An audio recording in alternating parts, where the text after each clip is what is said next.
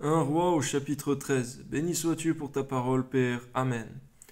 Voici un homme de Dieu arriva de Juda à Béthel par la parole de l'Éternel, pendant que Jéroboam se tenait à l'autel pour brûler des parfums.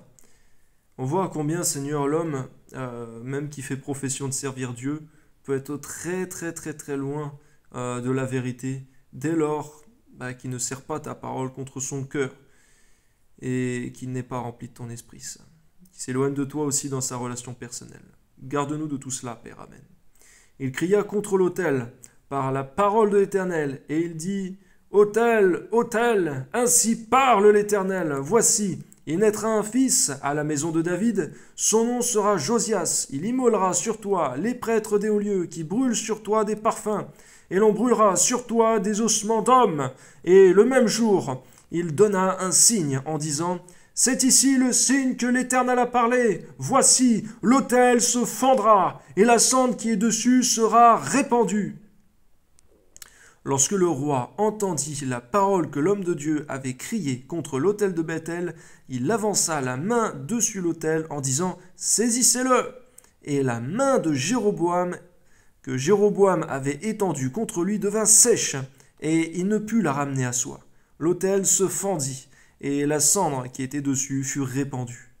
Merci pour l'autorité, Seigneur, de cet homme de Dieu.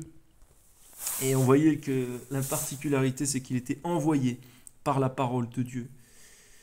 Parole de Dieu, Seigneur, selon Apocalypse, qui est Jésus-Christ, donne-nous, Seigneur, de toujours marcher comme étant envoyé par ta parole, Seigneur.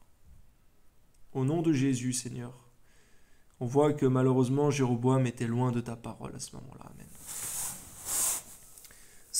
Selon le signe qu'avait donné l'homme de Dieu par la parole de l'Éternel. Amen. Alors le roi prit la parole et dit à l'homme de Dieu, implore l'Éternel ton Dieu et prie pour moi, afin que je puisse retirer ma main. L'homme de Dieu implora l'Éternel. Merci pour le cœur d'intercesseur de cet homme. Et le roi put retirer sa main qui fut comme auparavant. Le roi dit à l'homme de Dieu, entre avec moi dans la maison, tu prendras quelque nourriture et je te donnerai un présent. L'homme de Dieu dit au roi, quand tu me donnerais la moitié de ta maison, je n'entrerai pas avec toi, et je ne mangerai point de pain, je ne boirai point d'eau dans ce lieu-ci, car cet ordre m'a été donné par la parole de l'Éternel, tu ne mangeras point de pain, et tu ne boiras point d'eau, et tu ne prendras pas à ton retour le chemin par lequel tu seras allé. Donne-nous d'obéir à ta parole, Seigneur mon Dieu, dès lors que tu nous ordonnes des choses strictes, même qui nous paraissent parfois étonnantes. Donne-nous d'obéir sans chercher, Seigneur mon Dieu, toujours à tout savoir. Amen. Et il s'en alla par un autre chemin, et ne prit pas à son retour le chemin par lequel il était venu à Béthel. Or, il y avait un vieux prophète qui demeurait à Béthel, ses fils vinrent lui raconter toutes les choses que l'homme de Dieu avait faites à Béthel ce jour-là, et les paroles qu'il avait dites au roi. Lorsqu'il en eut fait le récit à leur père, il leur dit, « Par quel chemin s'en est-il allé ?» Ses fils avaient vu par quel chemin s'en était allé l'homme de Dieu qui était venu de Juda. Et il dit à ses fils, scellez-moi l'âne. Ils lui scellèrent l'âne, et il monta dessus. Il alla après l'homme de Dieu, et il le trouva assis, sous un térébinthe. Il lui dit, es-tu l'homme de Dieu qui est venu de Juda ? Il répondit, je le suis. Alors il lui dit, viens avec moi à la maison, et tu prendras quelque nourriture. Mais il répondit, je ne puis ni retourner avec toi, ni entrer chez toi. Je ne mangerai point de pain, et je ne boirai point d'eau avec toi dans ce lieu-ci, car il m'a été dit la parole de l'Éternel, tu n'y mangeras point de pain, et tu n'y boiras point d'eau, et tu ne prendras pas à ton retour le chemin par lequel tu seras allé. Et il lui dit, moi aussi je suis prophète comme toi, et un ange m'a parlé de la part de l'Éternel, et m'a dit, ramène-le avec toi, dans ta maison, qu'il mange du pain et qu'il boive de l'eau. Il lui mentait. Garde-nous, Seigneur, de mentir comme ce vieux prophète, Seigneur mon Dieu, et pour le jeune prophète, Seigneur mon Dieu, eh bien, donne-nous par ta grâce, Seigneur, de ne jamais accepter, Seigneur mon Dieu, une parole où on nous dirait cela vient d'une révélation de Dieu, cela vient d'un ange, si ça s'oppose à la parole de Dieu. Donne-nous de toujours refuser ce qui s'oppose à la parole de Dieu. C'est vrai que tes prophéties, Seigneur mon Dieu, viennent toujours confirmer ta parole et ne point s'opposer avec. Amen. L'homme de Dieu retourna avec lui et il mangea du pain et but de l'eau dans sa maison. Comme ils étaient assis à table, la parole de l'Éternel fut adressée au prophète qui l'avait amené. Et elle cria à l'homme de Dieu qui était venu de Juda, « Ainsi parle l'Éternel, parce que tu as été rebelle à l'ordre de l'Éternel et que tu n'as pas observé le commandement que l'Éternel ton Dieu t'avait donné, parce que tu es retourné, que tu as mangé du pain et bu de l'eau dans le lieu dont il t'avait dit, tu n'y mangeras point de pain et tu n'y boiras point d'eau, ton cadavre n'entrera pas dans le sépulcre de tes pères. Et quand le prophète qui avait ramené eut mangé du pain et qu'il eut bu de l'eau, il sella l'âne pour lui.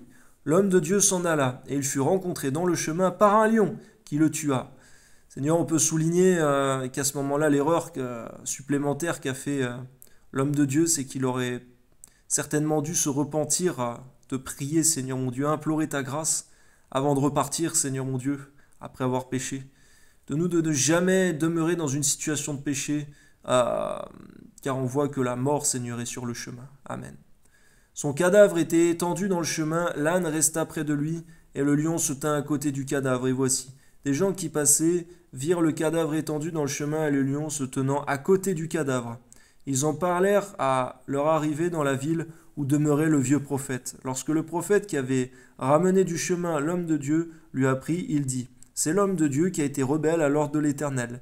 Et l'Éternel l'a livré au lion, qui l'a déchiré, l'a fait mourir, selon la parole que l'Éternel lui avait dite. » Puis, s'adressant à ses fils, il dit, « Scellez-moi l'âne, de nous d'être proches de la parole de Dieu, Seigneur, d'être proche, Seigneur mon Dieu, de ta parole, afin de connaître, Seigneur mon Dieu, de discerner ce qui vient de toi, de discerner lorsque c'est ta parole et lorsque ça ne l'est pas. Amen. » Ils le scellèrent et il partit. Il trouva le cadavre étendu dans le chemin et l'âne et le lion qui se tenaient à côté du cadavre. Le lion n'avait pas dévoré le cadavre et n'avait pas déchiré l'âne. Merci parce que le lion a fait entièrement ce que tu lui avais ordonné, ni plus ni moins. Permets-nous d'être obéissants comme ce lion, Seigneur. Amen.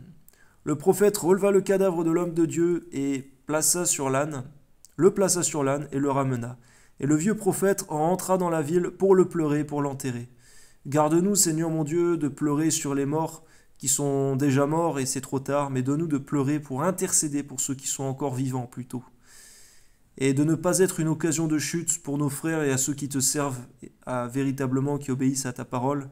C'est vrai que ce vieux prophète, Seigneur mon Dieu, a été une occasion de chute pour l'homme de Dieu, Seigneur. Garde-nous, Seigneur, de chercher à mettre des pierres d'achoppement devant les frères, devant ceux qui ont un ministère plus glorieux peut-être que le nôtre, Seigneur. Donne-nous de vraiment marcher de façon unie. Amen. Il mit son cadavre dans le sépulcre et l'on pleura sur lui en disant « Hélas, mon frère !» Après l'avoir enterré, il dit à ses fils « Quand je serai mort, vous m'enterrerez dans le sépulcre où est enterré l'homme de Dieu. Vous déposerez mes os à côté de ses os. » Garde-nous, Seigneur mon Dieu, de ne penser, Seigneur mon Dieu, qu'à notre corps une fois qu'il sera mort, mais de penser, Seigneur mon Dieu, plutôt du vivant d'une personne et de ce qui demeure éternellement, c'est-à-dire l'âme. Amen. Car elle s'accomplira la parole qu'il a criée de la part de l'Éternel contre l'autel de Béthel et contre toutes les maisons des hauts lieux qui sont dans les villes de Samarie. Après cet événement, Jéroboam ne se détourna point de sa mauvaise voie. Garde-nous de rester sur une voie de perdition, Seigneur. Amen.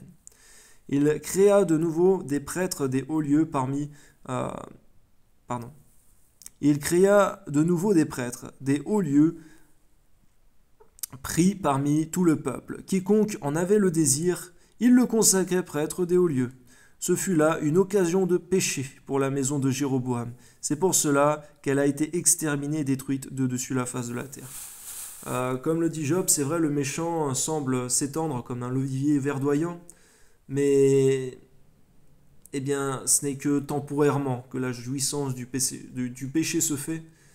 Garde-nous d'être amorcés, tentés par le péché, parce que la perdition est derrière. Et cette jouissance ne dure qu'un temps. Plutôt de demeurer avec toi, Seigneur, car ton règne ne sera jamais ébranlé. Dans la sainteté, dans la pureté, dans l'obéissance. Au nom de Jésus. Amen.